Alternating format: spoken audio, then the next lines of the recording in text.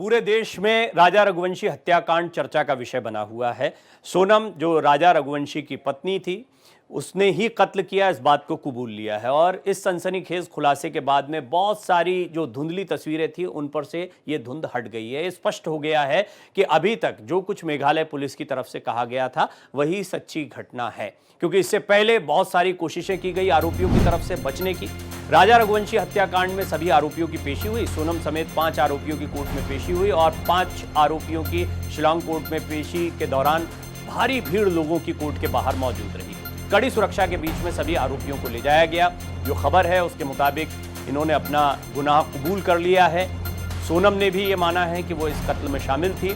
इस बात को आप ऐसे भी समझ सकते हैं कि सोनम के भाई ने राजा रघुवंशी के भाई के साथ मिलकर एक संयुक्त प्रेस कॉन्फ्रेंस की और सोनम के परिवार ने भी अब एक तरीके से भाई के मानने के बाद में, क्योंकि कल तक जो हम बाइट सुन पा रहे थे वो बिल्कुल अलग थी। सोनम का परिवार कह रहा था कि नहीं, सोनम ऐसा नहीं कर सकती है, बेकसूर है। लेकिन आज सोनम के भाई ने भी इस बात को माना है कि सोनम भी इस हत्याकांड में शामिल है। इस सब के बीच में कोर्ट के बाहर लोगों की भारी भीड़ देखने को मिली। ये सनसनीखेज मामला शिलांग का था और इसके तार जो हैं वो इंदौर, गाजीपुर, तमाम जगहों से जुड़े।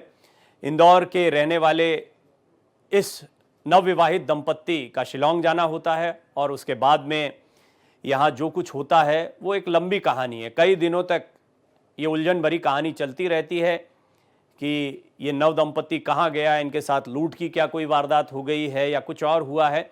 किसी सनसनीखेज थ्रिलर मूवी की तरह ये पूरी कहानी आगे बढ़ी। फिर अचानक से गाजीपुर में सोनम मिलती है। हालांकि इससे पहले मेघालय पुलिस को कई ऐसे बिंदु मिलते हैं, कई ऐसी लीड्स मिलती हैं जिसके आधार पर वो ये बात पहले ही कह देते हैं कि सोनम ही इस हत्याकांड में शामिल है। सोनम के मिलने के बाद में एक बार फिर लोगों की नज़र इस पूरे मामले पर जाती है कि आखिर इस मामले में सोनम की भूमिका क्या रही है। इस बात को और स्पष्ट किया जाता है। यह पता लगता है कि हत्याकांड के बाद सोनम एक बार फिर इंदौर गई थी, यानी परिवार को जानकारी नहीं है। परिवार सोनम को ढूंढने के लिए शिलांग जा रहा है। उन्हें चिंता है कि क्या राजा रघुवंशी की हत्या के बाद में सोनम को भी अगवा कर लिया गया या उसकी भी हत्या कर दी गई। लेकिन मामला इससे बहुत उलट होता है, क्योंकि सोनम रघुवंशी अपने प्रेमी से मिलने के लिए इंदौर जाती है और उसके बाद में फिर अचानक से रात के अंधेरे में, मध्य रात्रि में करीब 1 से 2 बजे के आसपास वो गाजीपुर के एक ढाबे में मिलती है।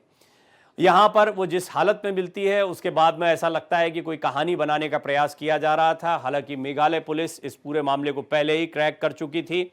हमारे सहयोगी अजीत प्रताप सिंह आपको ज्यादा जानकारी देंगे। अजीत, अभी कोर्ट में पेशी हुई है, खबर यह भी आ रही है कि इन 5 आरोपियों ने अपने गुनाह कबूल कर लिए हैं। क्या हुआ कोर्ट में, अगर आप जानकारी दे पाए?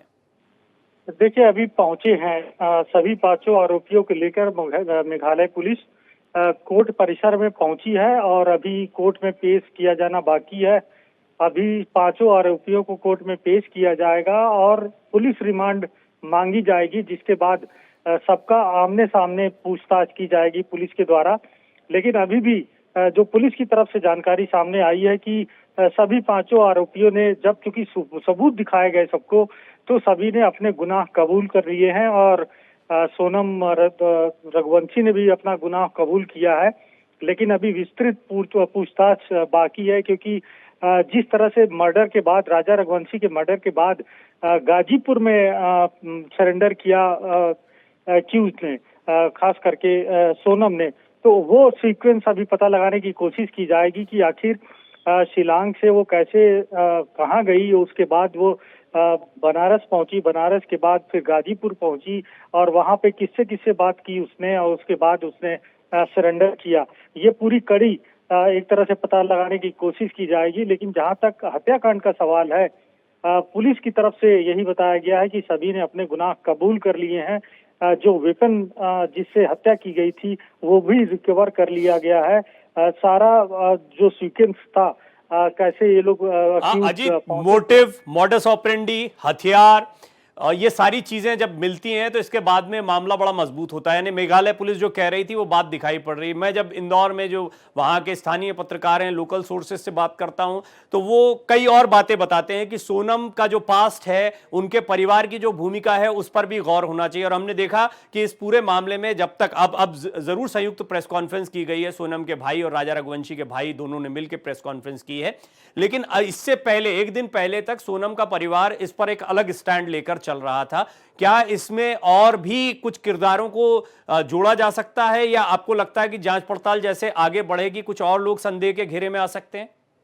बिल्कुल, देखिए, जहाँ तक कि सोनम की माँ की बात करें तो सोनम के माँ को उसके अफेयर की जानकारी थी, और उसके बावजूद शादी की गई।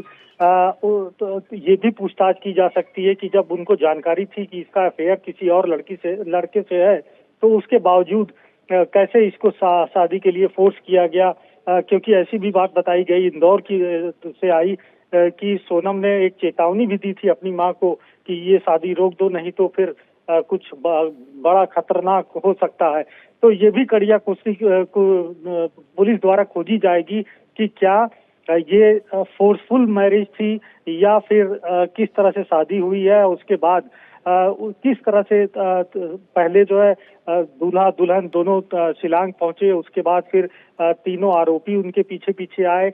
हर जगह की लोकेशन दी जा रही थी उन आरोपियों को, और पहाड़ी इलाकों में इतना चढ़ना पड़ा। तो पहले एक बार तो सभी आरोपियों ने मना कर दिया कि भाई ये बहुत दुर्गम इलाका है, यहाँ पर उनके लिए संभव नहीं होगा। लेकिन उसके बाद सोनम ने जिस तरह से 20 लाख रुपए की बात बताई उन लोगों को कि 20 लाख रुपए दिए जाएंगे, उसके बाद फिर तैयारी हुई। और जिस तरह से मर्डर हुआ उसमें पहले ये भी जानकारी सामने आ रही थी कि राजा रघुवंशी तीनों आरोपियों पर भारी पड़ा था। बाद में उसके सिर पे पीछे से वार किया गया, और जब वो चोट लगी उसके बाद ये अजीत सबसे इंपॉर्टेंट पहलू रहेगा कि इसको जब रिक्रिएट किया जाएगा पूरे सीन को, इसकी जानकारी निकल कर आएगी, और सोनम और उसके प्रेमी के अलावा जो और 3 किरदार इसमें दिखाई पड़ते हैं वो कौन है, उनका क्या रिकॉर्ड है, इन लोगों से क्या लेना देना है, उन्होंने क्या पैसा लेकर इस हत्या को अंजाम दिया है, क्या वो पेशेवर हत्यारे हैं, जैसी बहुत सी बातें सामने आएंगी। दूसरा, सोनम का जो इतना लंबा समय रहा है, शिलांग से गाजीपुर के बीच का जो समय रहा है, इसमें क्या वो इंदौर गई है, इंदौर में क्या उसके परिवार से उसका कोई संपर्क हुआ, इस बीच कभी उसकी किसी से कोई बातचीत हुई है, यह भी बड़ा महत्वपूर्ण रहने वाला है। अजीत, आप नजर बनाए रखें, कोर्ट में पेशी हो गई है इन आरोपियों की, या इस समय कोर्ट में पेशी कराई जा रही, कोर्ट ये पहुंच चुके हैं, जिसका पल पल का अपडेट भारत एक्सप्रेस पर जारी रहेगा।